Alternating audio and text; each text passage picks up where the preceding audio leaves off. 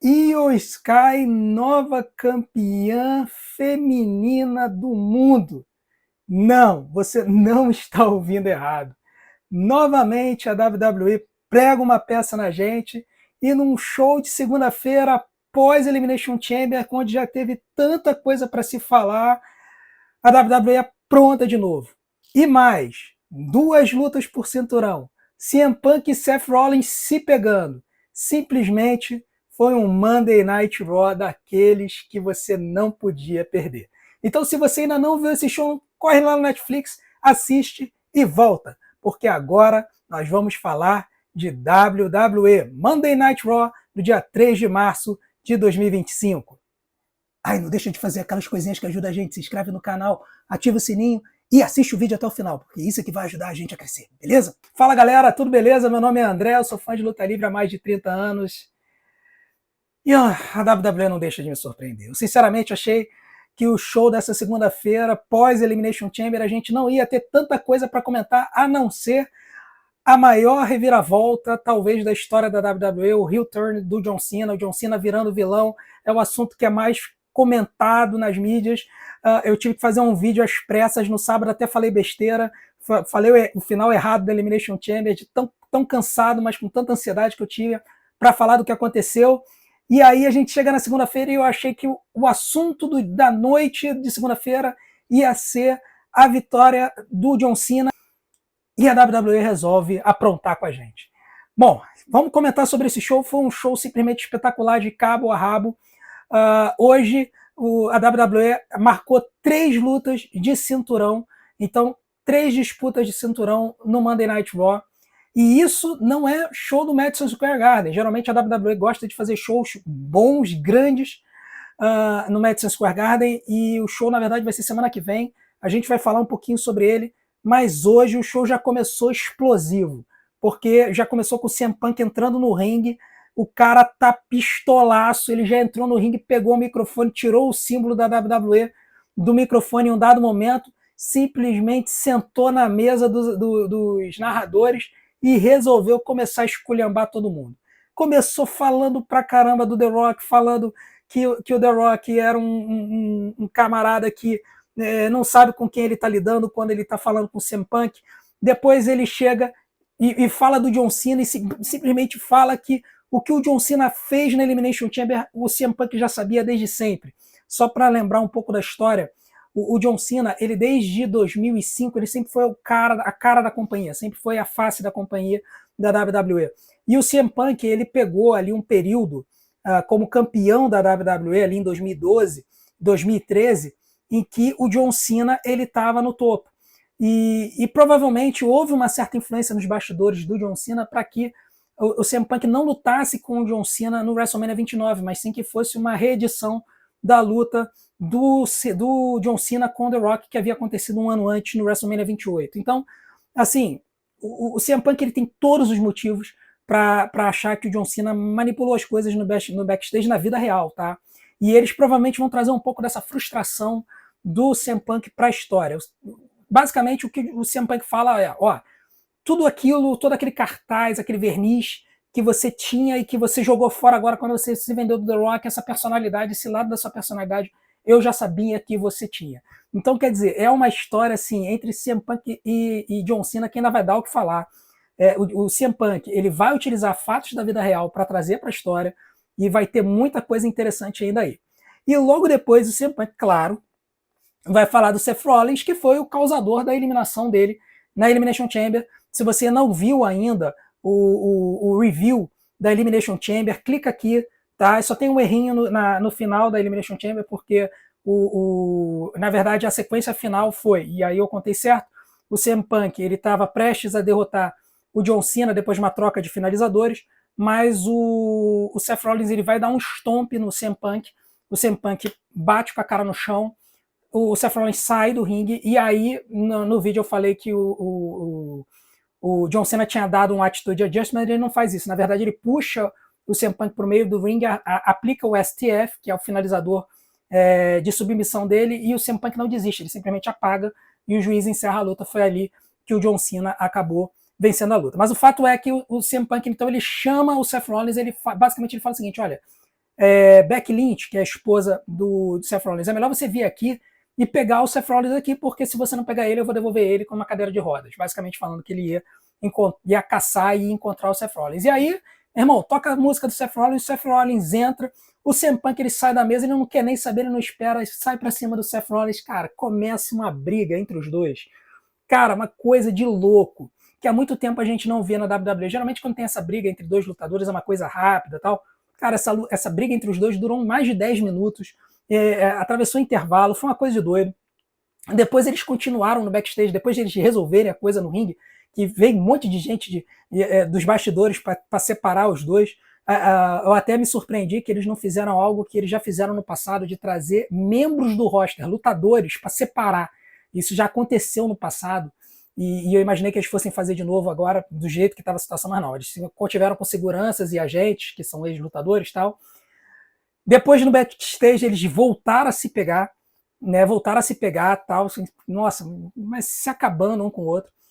Conseguiram separar de novo. E aí, em um dado momento, o CM Punk ele vai para um lado, o Seth Rollins vai para o outro, conversando com o Adam Pearce. E aí, nessa confusão, tal, que o Seth Rollins falando que ele quer pegar o CM Punk, não sei o que ele garantiu que o CM Punk não fosse pro main event do WrestleMania, que era um absurdo, não sei o que tal.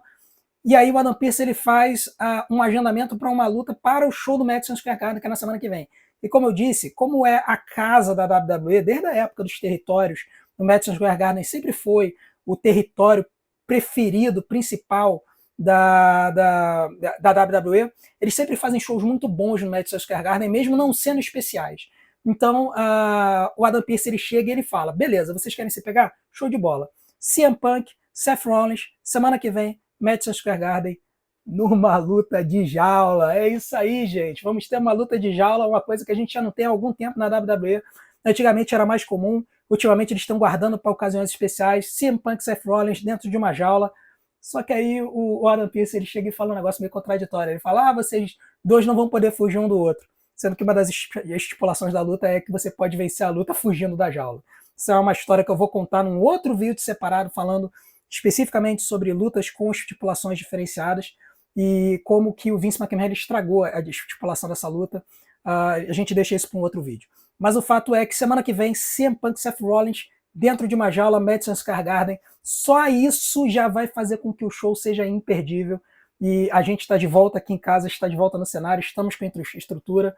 Então, se Deus quiser, semana que vem vai ter live desse Monday Night Raw no Madison Square Garden e eu conto com a presença de vocês. Depois disso, nós tivemos uma conversinha do Judgment Day ali nos bastidores. De novo, o Dominic Mysterio falando que eles precisam de um membro novo para o Judgment Day. De novo, o Finn Balor falando que eles não precisam de gente nenhuma.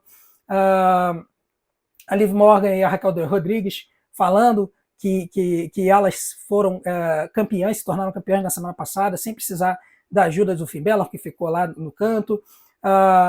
Teve uma agulhadazinha ali deles com o Finn Balor por causa de ele não ter encarado direito o Bron Breakker, que é o campeão intercontinental. Enfim, isso está levando para uma história também aí do Bron Breakker com o Finn Balor. A gente vai ver isso depois, mais para frente no show. Depois disso, nós tivemos a abertura da nossa primeira luta da semana do Monday Night Raw, que a gente falou sobre isso na semana passada. Na semana passada a gente viu que o Gunther ele fez uma luta contra o Akira Tozawa da Alpha Academy. Agora eles se chamam de Alpha Babies, né? Mas no Titantron ainda aparece Alpha Academy, mas eles usam camisas chamadas de Alpha Babies e eles se chamam de Alpha Babies. Mas enfim, o Gunther acabou com o Akira Tozawa na semana passada, derrotou ele, depois começou a bater nele, e aí o Oates veio para salvar. No que o Oates veio para salvar, começou a bater de frente com o Gunther sofreu um pouco mais, mas o Gunther conseguiu aplicar um mata-leão no Oates, e quando o Oates estava para pagar, o Jey Uso veio e interferiu. Então, nessa semana, eles resolveram marcar a luta que eu falei na semana passada que provavelmente iria acontecer, Gunther versus Oates. E antes da luta, o Gunther já veio esculhambando com o Oates, falando que ele não se cuida, que ele é uma piada por estar aí né, junto com esse grupo, que ele sabe que ele é um cara forte, que é uma besta na natureza, mas que do jeito como ele está agindo, ele parece uma besta somente. Então, enfim, Gunther dá aquela esculhambada no Oates e no final, quando ele vai falar mais alguma coisa, ele dá logo uma patada na cara do Oates dando um golpe barato antes de começar a luta. Né? A luta entre os dois foi muito boa, tá? É interessante porque tanto o Gunther quanto o Oates, eles são lutadores de força, mas os dois são muito móveis. Então, o Gunther, claro, ele emagreceu muito, né? Quem se lembra do Gunther quando ele entrou na NXT UK, ele era um cara muito forte, não tão forte quanto o Oates, mas ele era um cara forte, um cara pesado, e ele emagreceu absurdamente, né? Durante a sua presença na WWE, passou a se cuidar melhor, se cuidar mais e tal. E com isso ele ganhou cartaz. O Oates não, o Oates é aquele cara grandão, tal, pesadão, mas ele ainda assim é muito ágil. Então, assim, foi uma luta muito boa dos dois, os dois dando chop um no outro, uma coisa de doido. Em dado momento, mais pro final da luta, o Oates ele dá um hulking up, né, que é aquele momento que o lutador ele simplesmente passa a não vender os golpes do adversário. E, assim, os dois se engalfinharam, mas no final o Gunther ele conseguiu derrotar o Oates com um powerbomb bem impressionante, né? Você levantar o Oates para dar um powerbomb é bem impressionante, mas vale a pena também elogiar o Oates, porque quando você vai dar o powerbomb no adversário, o cara que está tomando o powerbomb, ele precisa fazer um abdominal para cima para que ele fique com as costas para o chão e ele tenha mais impacto, porque ele sobe e aí o powerbomb fica mais bonito de ver. Quando o cara é muito pesado e ele não consegue dar o abdominal, ele meio que sobe um pouquinho, e aí quando o adversário bate, não tem tanto impacto do powerbomb. Cara, o Gunther pegou o Oates e já levantou o Oates, fez o abdominal perfeito, mostrando que o cara é pesado, mas ele é forte. O cara é trabalhado na musculatura. E aí o Gunther foi, pá, deu um powerbomb, acabou com a luta com o Oates. Depois, aí o Gunther ele ainda tentou pegar o Oates no mata-leão. O Akira Tozawa tentou defender, o Gunther mandou ele para longe, continuou com o Oates no mata-leão, e aí o Jey Uso de novo veio para salvar os Alpha Babes, e o Gunther deu linha na pipa, foi embora. Então realmente foi uma boa luta entre esses dois. Mostra, que o Gunther luta com qualquer um, ele luta com high flyer, ele luta com cara de força, o cara é sensacional no ringue. E dois, o Oates tem qualidades, ele tem qualidades no ringue. Ele apenas, eu acredito que com uma personalidade mais interessante, talvez se ele se tornasse um heel monstruoso, tal, pesadão, forte, eu acredito que o Oates poderia ter uma boa carreira se ele fosse vilão. Ele, nesse papel de comédia, realmente ele não tá legal. Então, talvez uma migração aí na carreira do Oates poderia ser interessante. Muito bem.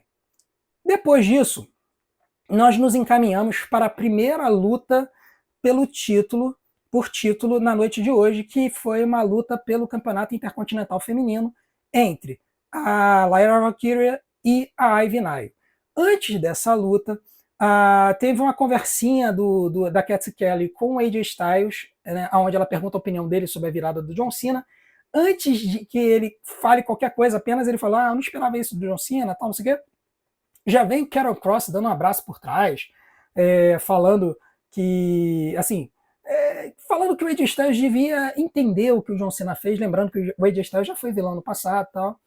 E o AJ chega e fala: olha, para de tentar ser o diabo nos ombros dos outros, né? E aí ele sai. E aí fica muito claro, assim, pela fala do AJ Styles, qual é o papel que eles estão tentando dar realmente pro Karrion Kross, que é aquele cara que fica instigando nos bastidores, tentando fazer com que mocinhos se tornem vilões. Ele já fez isso com o The Miz bem no passado, depois, e conseguiu, né? O The Miz era mocinho, depois virou vilão.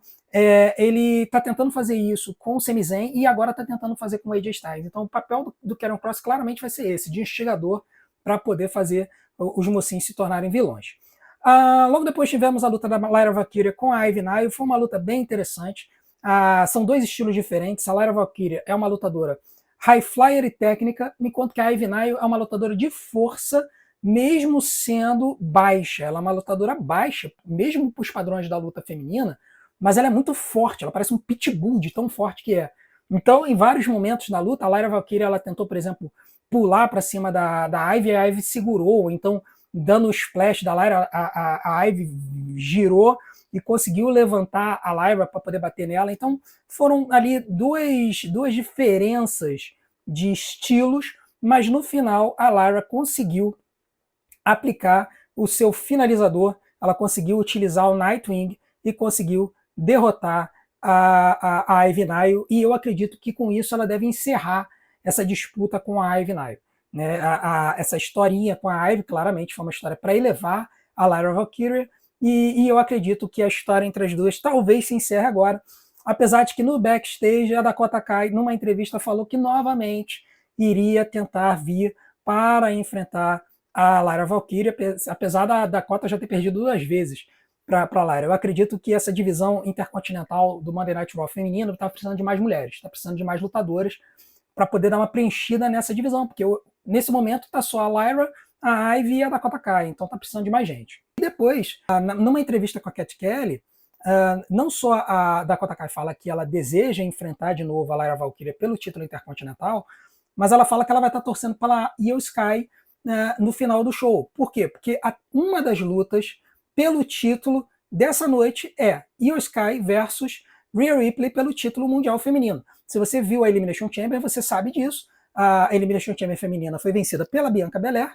e no final, quando a Bianca Belair estava indo embora, apareceu a Rhea Ripley com o título e apareceu a Io Sky olhando para as duas. Por quê? Porque as duas vão se enfrentar no show de hoje pelo título mundial feminino. Então, essa é a história. Então, a Dakota Kai falando que iria torcer pela sua colega de Damage Control, a Io Sky. Muito bem. Nós temos a situação do Seth Rollins, né, que aconteceu no backstage, e depois disso nós temos uma conversinha com uma entrevista, uma fala no ringue do Ludwig Kaiser. Né, o Ludwig Kaiser ele vai para o ringue, e aí foi interessante, em um dado momento da entrevista, o Ludwig Kaiser fala o seguinte: olha, eu espero receber a adulação e a gratidão da plateia pela minha presença, que eu sei que era porque que todo mundo olhava para a gente, dando uma alfinetada no Gunther, dizendo que, na verdade, o pessoal olhava para o Imperium por causa dele, Ludwig Kaiser, e não por causa do Gunther. Claro que isso não necessariamente é verdade, mas o Ludwig Kaiser ele é um lutador com um jeitão diferente, ele tem uma cara, um porte clássico de vilão, né? Tem essa cara de alemãozão mesmo.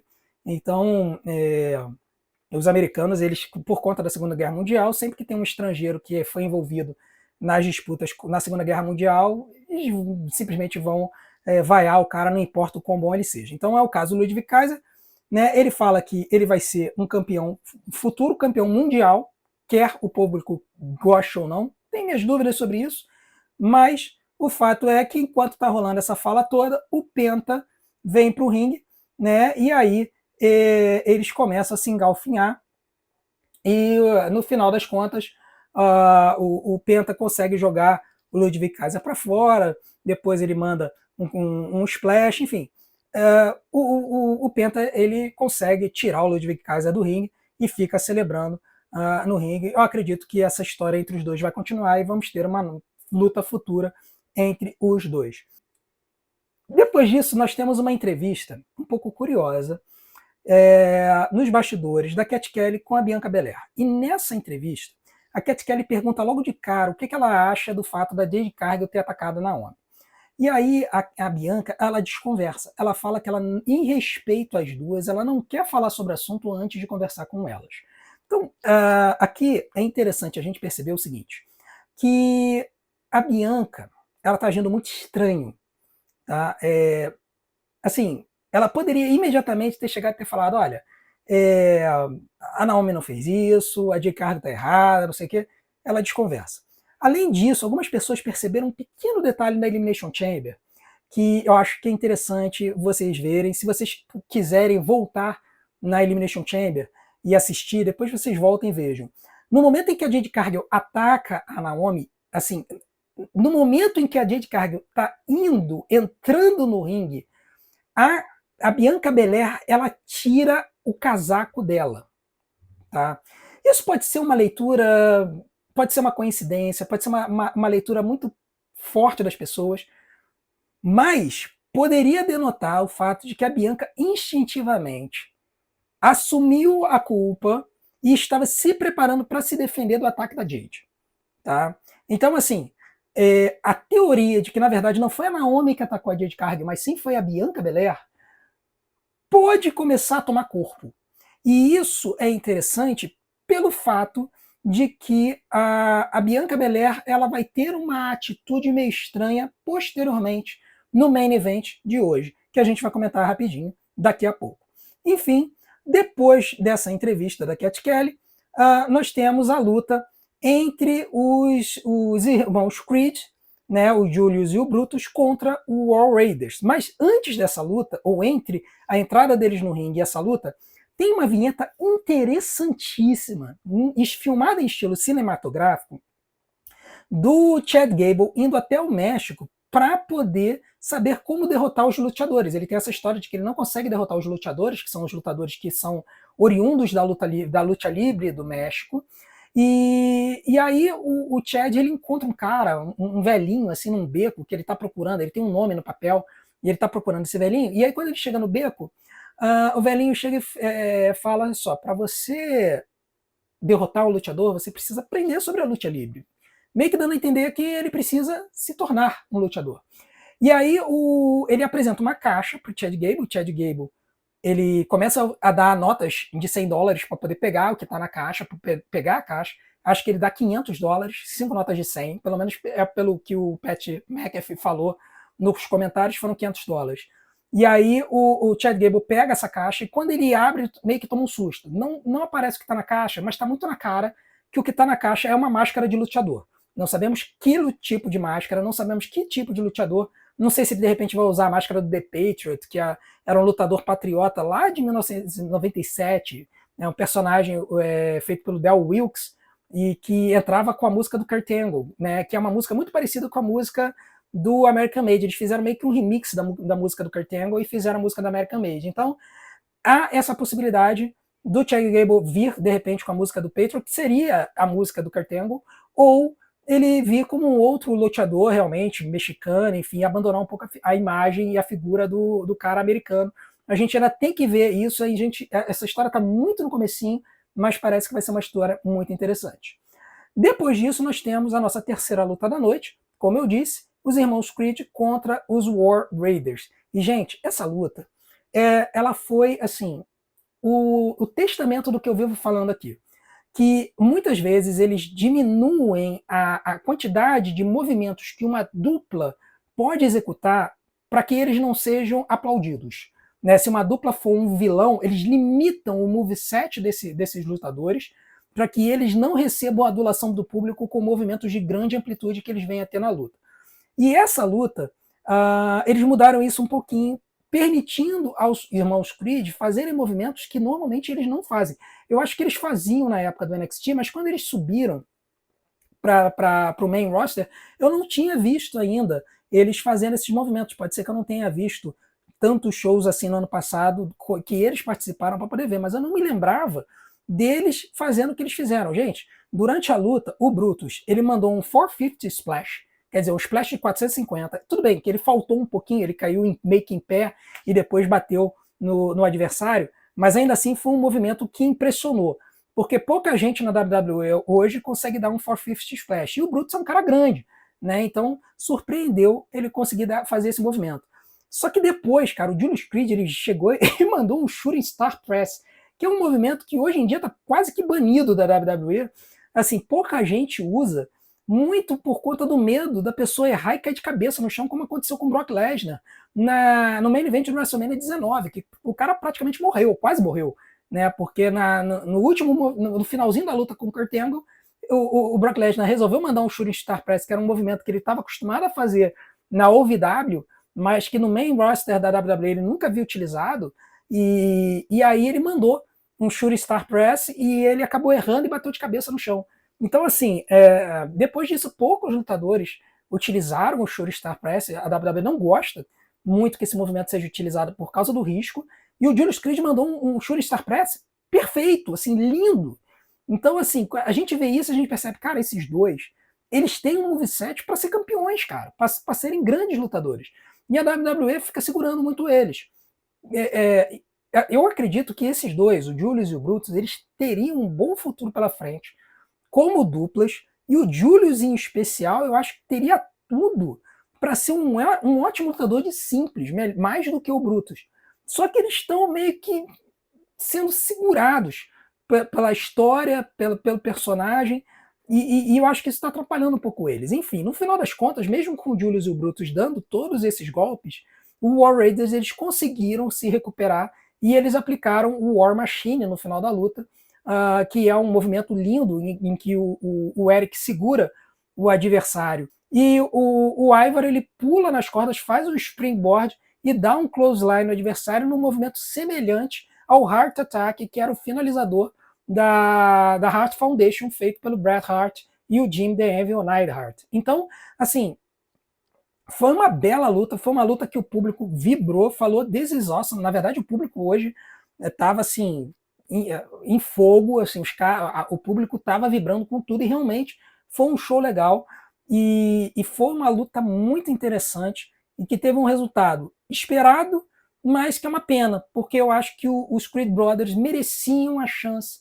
de serem elevados à alcunha de campeões. Eu acho que eles têm um moveset para isso. Talvez eles só precisem de uma chance para poder ganhar essa oportunidade.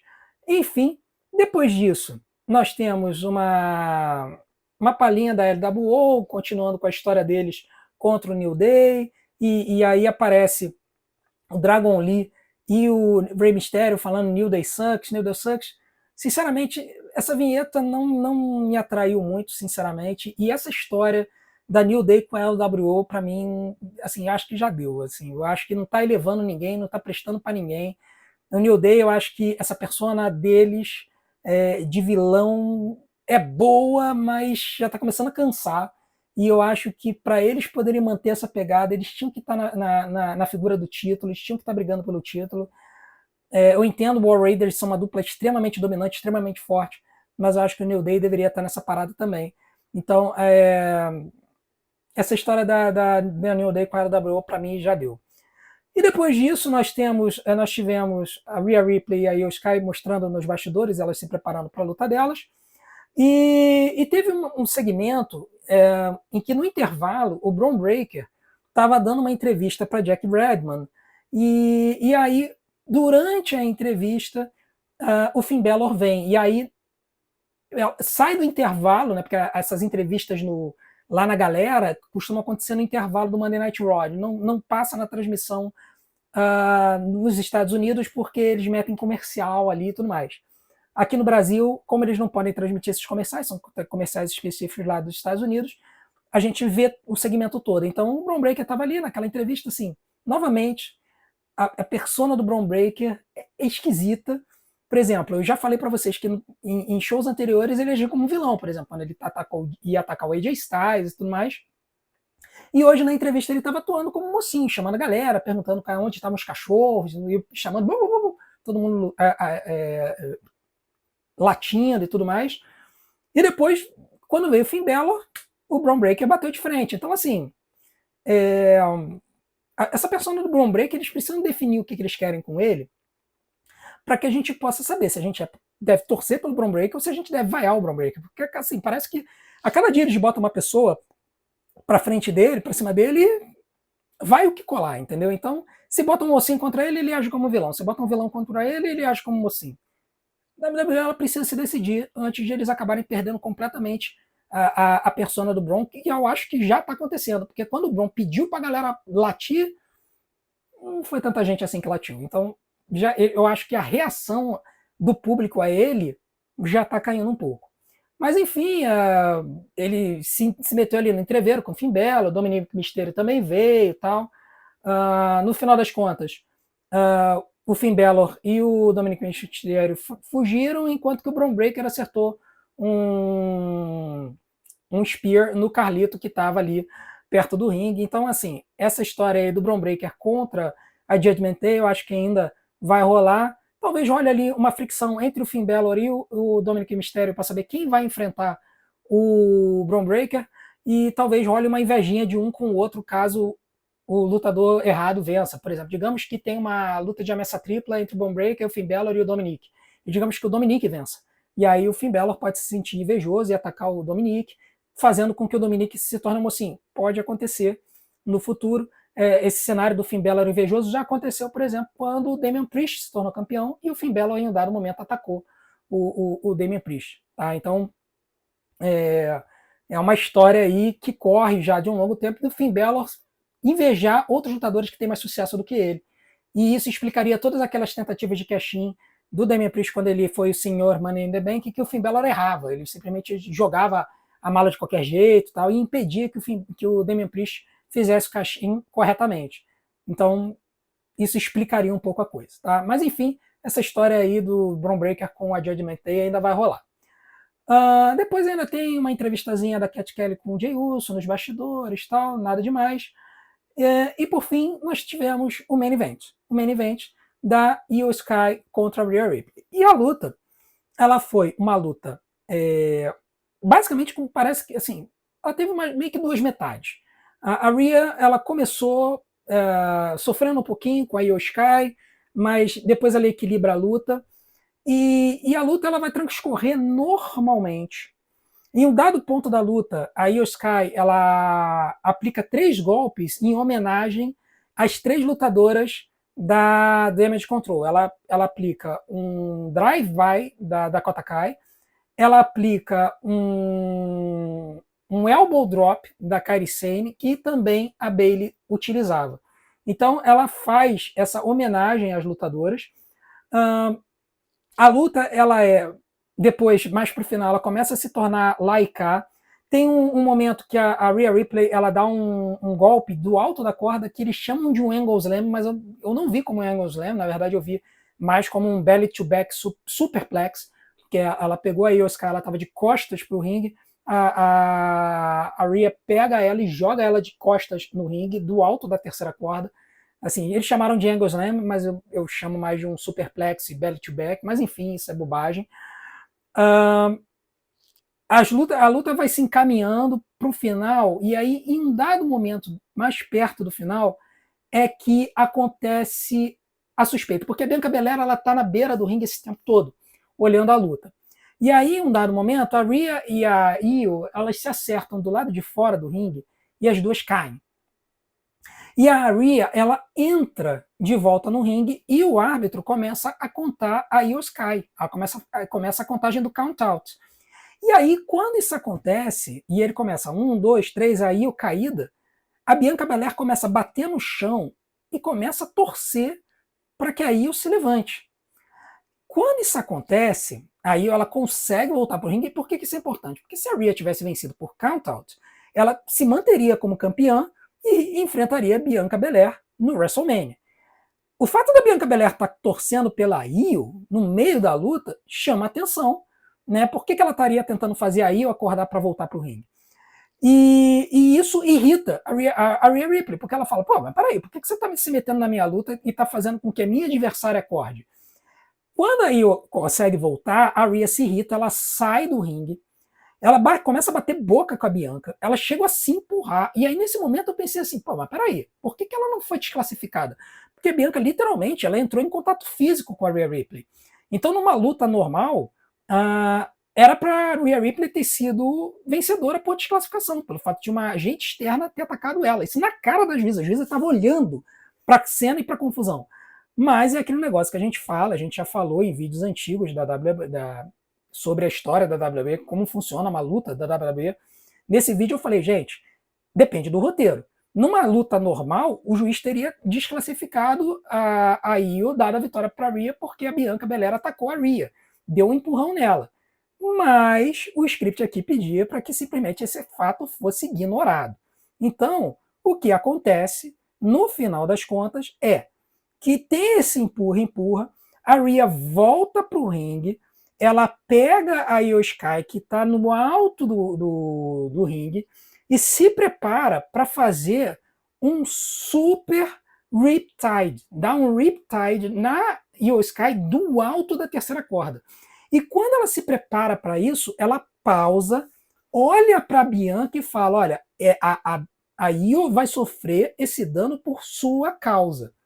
E aí, quando ela se prepara para dar o Riptide, a Io pega a Rhea numa Hurricanrana, joga a Rhea numa Hurricanrana de lado alto, a Rhea cai no ringue, a Io pula nas cordas, faz o seu Over the Moonsault, que é o seu Moonsault, que é o seu finalizador, vai pro pinfall. 1, 2, E eu pensei assim, a luta vai continuar, a Rhea vai chutar. Só que o juiz bateu 3. E com isso, a Io Sky se torna a nova campeã mundial feminina da WWE. E cara, quando eu olhei isso, eu falei, gente, mas não é possível. 2 shows seguidos que eu tive problema para poder fazer live, e nos 2 shows a WWE resolveu avacalhar com a minha vida, né? Porque foi uma mega surpresa essa mudança de título, porque já estava todo mundo apostando que a WWE ia botar uma luta entre a Rhea Ripley e a Bianca Belair na WrestleMania. E resolveram não botar. É interessante que durante o show eles chegaram a contar uma historinha de que a Rhea nunca havia vencido a Io Sky na NXT. E a situação permaneceu. A Io venceu a Rhea Ripley, a Rhea não conseguiu derrotar a Io Sky no main roster e acabou perdendo o título. Então o show termina com a Io celebrando no ringue, a Bianca com uma cara meio assim, meio marota, e a Rhea Ripley se arrebentando do lado de fora do ringue, de furiosa por ter dado esse mole. E com isso o show termina. Gente, essa história acaba que, assim, joga pro alto tudo que a gente imaginava que seria a luta pelo Campeonato Mundial Feminino na WrestleMania. Porque todos nós estávamos apostando numa luta entre a Rhea Ripley e a Bianca Belair. E eu cheguei a falar que poderia ser o main event do sábado, tamanha a qualidade das duas lutadoras. Mas essa vitória da Io Sky, ela basicamente muda completamente a coisa de figura. Agora, a gente pode pensar em alguns cenários. Um desses cenários seria a Io Sky realmente defender o título contra a Bianca Belair numa luta 1 contra 1 na WrestleMania. Só que nós temos a história da Jade Cargill no fundo, que ela ainda vai ter que explicar por que ela tá com a Naomi. A Bianca está agindo de um jeito muito estranho, que pode denotar que a história de que foi a Bianca que realmente atacou a Jade e não a Naomi pode ser verídica, o que tornaria a Bianca Belair uma vilã, e isso poderia introduzir a ideia de uma luta de 4 fatais na WrestleMania, tendo a Io Sky como campeã e a Rhea Ripley, a Bianca Belair e a Jade Cargill. A Jade Cargill querendo resolver a situação com a Bianca Belair, caso se confirme que a Bianca Belair realmente atacou a Jade Cargill. Então, assim, é a única solução que eu consigo ver para caso realmente tenha sido a Bianca que tenha atacado a Jade. Se não for o caso, então, se realmente for confirmado que foi a Naomi que atacou a Jade e a WWE partiu por essa linha, então a gente tira a Jade desse cenário, a Jade vai enfrentar a Naomi provavelmente na WrestleMania, ou talvez antes da WrestleMania, mas se for a Naomi mesmo, ela vai enfrentar a Naomi na WrestleMania. Se não for a Naomi, se de repente for a Bianca, a Jade Cargill contra a Naomi vão se enfrentar antes. Em algum Monday Night Raw, as duas vão se enfrentar, ou no SmackDown, seja lá onde for, as duas vão se enfrentar, e aí depois vai se ser dito de que, na verdade, quem causou a confusão foi a Bianca. Mas o fato é que se a Jade enfrentar a Naomi e a Bianca enfrentar a Io Sky, a Rhea Ripley, que na minha opinião é a maior estrela hoje do cenário feminino da WWE, vai ficar sem luta para a WrestleMania. Então é muita doideira esse cenário. Eu não consigo vislumbrar um cenário em que a Rhea Ripley simplesmente não tenha uma luta, faltando 7 semanas para o WrestleMania, não tem uma luta para o WrestleMania. Então eu acredito que de alguma forma a Rhea Ripley vai ser inserida nessa luta pelo título mundial feminino, sim. E essa luta não vai ser um contra um. Essa luta da Io Sky com a Bianca Belair não vai ser um contra um. Eu acredito que eles vão transformar essa luta numa luta múltipla. Se vai ser ameaça tripla, só com a Io Sky, a Bianca Belair e a Rhea Ripley, ou se a Bianca Belair tiver atacado a Jade Cargill e eles resolverem inserir a Jade Cargill na história e fazer uma luta de 4 fatais, eu não sei. Eu sei que o cenário da luta livre feminina no Monday Night Raw simplesmente foi pro beleléu, e agora a gente vai ter que esperar as próximas semanas para ver a poeira baixar, a situação assentar, e a gente ver o que vai acontecer agora, daqui para frente. Então eu quero dizer uma coisa para vocês, gente. Se vocês viram o resumo desse show e vocês não entenderam algumas coisas que eu falei aqui, assistam o review da Elimination Chamber, tá? Porque ele vai demonstrar algumas coisas que já desembocaram no show de hoje. Então, se vocês não viram o show da Elimination Chamber, gente, veja, vale a pena. Se você não tiver tempo, quiser ver o resumo, veja o resumo e a gente se vê nos próximos vídeos. Gente, eu tenho certeza que na sexta-feira essa história do John Cena virando vilão vai ser desdobrada. Então eu tenho certeza que vai ser um show que a gente não pode perder. Não deixe de ver os nossos outros vídeos aqui no canal, beleza? Comente aqui no nosso vídeo o que vocês acharam do Monday Night Raw de hoje e especificamente o que vocês acham que vai acontecer no cenário do Campeonato Mundial Feminino. Eu quero saber a opinião de vocês. Um grande abraço, não deixem de ver Elimination Chamber 2025, o nosso resumo. A gente se vê nos próximos vídeos. Um grande abraço, valeu!